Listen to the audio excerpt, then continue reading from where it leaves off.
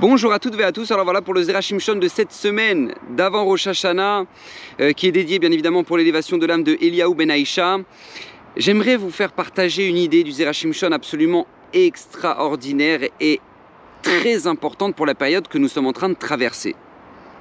Vous savez que nous sommes dans une période où en fait dans le monde entier, c'est vraiment à l'échelle mondiale quoi, tout est devenu un drame. D'accord, il y a un nouveau corona, nouvelle mutation colombienne, cette fois-ci nouvelle mutation colombienne, on s'en sortira jamais, troisième vaccin on ne sait pas si ça va marcher, on finira par tous mourir du corona un jour, et puis si c'est pas du corona, et ben ce sera par une bombe nucléaire de l'Iran, et puis voilà, ça prend des dimensions tellement énormes que les gens n'ont plus le goût de vivre, ils n'ont plus envie de vivre. Ils sont blasés de tout. Parce que si c'est pas le corona, c'est l'Iran, et si c'est pas l'Iran, c'est le chômage, et si c'est pas le chômage, et c'est tout, quoi, c'est mort. Et en fait, nous dit le Zera Shimshon, c'est la réaction qu'a eu le Ham Israël lorsqu'ils ont entendu les 98 malédictions qu'on vient de lire ce Shabbat dernier dans les parachats de Kitavo. Quand ils ont entendu ces malédictions de la bouche de Moshe Rabbeinu, ils se sont dit mais on va jamais s'en sortir. On sera jamais toujours des grandes sadikim. Ça veut dire que si c'est pas nous qui prenons dans la tête, alors ce sera nos enfants ou nos petits-enfants, et puis c'est mort, et puis c'est tout, c'est fini. Et là, nous dit le Zera Shimshon, vient le premier verset de la paracha. Vous vous trouvez aujourd'hui devant Hachem, votre Dieu. Qu'est-ce qu'a voulu dire Moshe Rabbeinu? Nous disent les commentateurs, Moshe Rabbeinu a voulu les calmer. Le Zera Shimshon nous dit, Moshe Rabbeinu a voulu tout simplement dédramatiser la situation. Vous êtes en train de penser que ça y est, c'est fini et que vous en sortirez jamais. C'est faux, c'est faux. La preuve, c'est que vous êtes là aujourd'hui. La preuve, c'est que vous êtes vivant, vous êtes là, et pourtant il y avait de nombreuses raisons pour Akadosh Baruch Hu de vous punir après tout ce que vous avez fait dans le désert, et pourtant vous êtes là. Donc c'est bien qu'Akadosh Baruch Hu vous aime. Et ça, vous voyez, ce qu'a fait Moshe Rabbeinu, c'est le devoir que nous avons chacun avec nous-mêmes, avec notre entourage, de dédramatiser, je vais finir par y arriver, de dédramatiser la situation. Et vous savez, c'est la particularité des gens qui craignent Hachem, justement, d'avoir cette capacité-là. Parce que beaucoup de gens se disent « Ouais, on n'a pas d'espoir, on ne sortira jamais ». En fait, ça, c'est un manque d'émouna, clairement. C'est un manque d'émouna, de bitachon. Et regardez la réaction de l'homme qui, lui, connaît plus que personne Akadosh Baruch Hu, qui est ni plus ni moins que Moshe Rabbeinu. Regardez sa réaction. Waouh, waouh, waouh. On se calme. On se calme. Vous inquiétez pas. Arrêtez là avec la panique, c'est pas ça le but. Le but, c'est que lorsqu'Akadosh Baruch Hu vous avertit ou vous envoie des épreuves, c'est d'en tirer des leçons, comprendre un message qui est derrière. C'est ça le but. Mais là maintenant, vous êtes là. Vous êtes vivant. Vous avez une vie, Baruch Hashem. C'est ça l'essentiel. Vous savez à quoi ça ressemble? Écoutez bien, ça ressemble à cette histoire incroyable, une histoire vraie qui s'est passée aux États-Unis. Il y a un patron qui a appris qu'un de ses employés, malheureusement, a fait une grave erreur de gérance de la boîte et a fait perdre à la boîte 100 000 $. Bon, bien évidemment, il reçoit une convocation du directeur.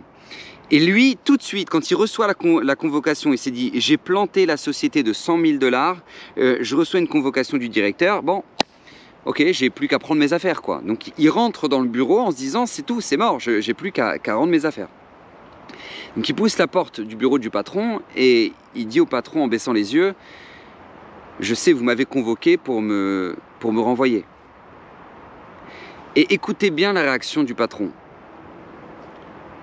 Le patron lui dit « Pourquoi voudrais-tu que je renvoie un employé dont sa formation vient de me coûter 100 000 $? Pourquoi voudrais-tu que je renvoie un employé dont sa formation vient de me coûter 100 000 $? Parce que ce patron était un génie. Ce patron avait compris quelque chose d'extraordinaire. C'est que, ok, je viens de perdre 100 000 $.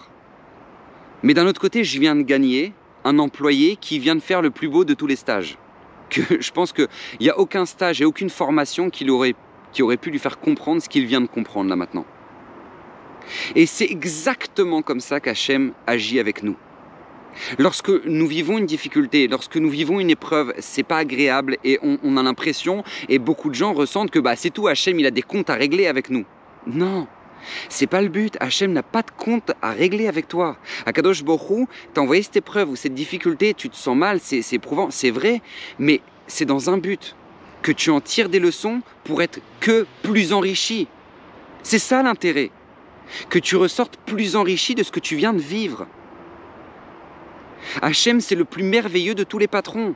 On arrive là maintenant à la fin de l'année, on va bientôt rentrer dans son bureau, on a une convocation, ça s'appelle Rosh Hashanah, et là on doit faire un petit feedback et se dire, voilà, qu'est-ce qui s'est passé cette année, quelles ont été mes épreuves, qu'est-ce que j'ai pu en tirer, et ça, c'est la plus belle chose avec laquelle on puisse arriver devant Akadosh Baruch Hu le jour de Rosh Hashanah, de dire, voilà, j'ai eu ça, j'ai eu ça, j'ai eu ça, j'ai compris. Pas dire, ah j'ai eu ça, bon je l'ai passé, j'ai eu ça, bon je l'ai passé, j'ai eu ça, bon ça aussi je l'ai passé. Hachem, sauve-moi pour le futur. Non, Hachem, il veut voir quelqu'un de mature. Il veut voir quelqu'un qui a compris. Et c'est ça l'essentiel. Ne pas rentrer dans la panique dans laquelle le Ham Israël est rentré et dire, ouais c'est tout, c'est Rosh Hashanah, on va tous mourir, on se sentira jamais de toute façon. Non, non, non, non. Atem nitzavim ayom kulchem lifnei Hachem Elokechem. Vous vous trouvez tous à l'heure d'aujourd'hui devant Hachem, votre Dieu. C'est ça l'essentiel. Et Hachem veut que vous gardiez ce message-là. Vous êtes là maintenant. Est-ce que vous avez su vous enrichir de ce que vous avez vécu? Est-ce que les 100 000 $ qui a coûté à votre vie durant cette année, est-ce que maintenant ça vous a formé ou pas? C'est ça l'essentiel. Ne l'oubliez pas. Ne l'oubliez pas.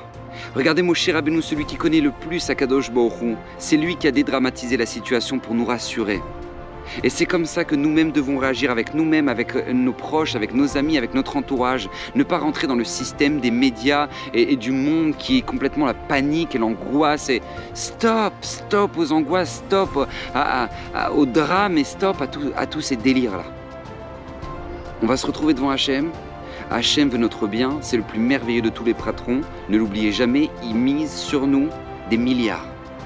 Donc qu'on soit à la hauteur, et je vous le souhaite tous. Je vous bénis que Bezrat Hashem vous puissiez avoir une Shana Tova Umevorechet. Le prochain Zera Shimshon, ce sera justement juste après Rosh Hashanah. Et que le Srout du Zera Shimshon vous protège, et comme lui-même l'a dit, tout celui qui l'étudie régulièrement, Baruch Hashem, on en a une grande liste, Baruch Hashem maintenant, on en a 21 sur la chaîne YouTube.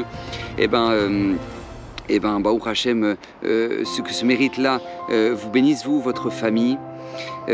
Toutes ces paroles sont pour Lenu Nishmat Eliaou Ben Aïcha.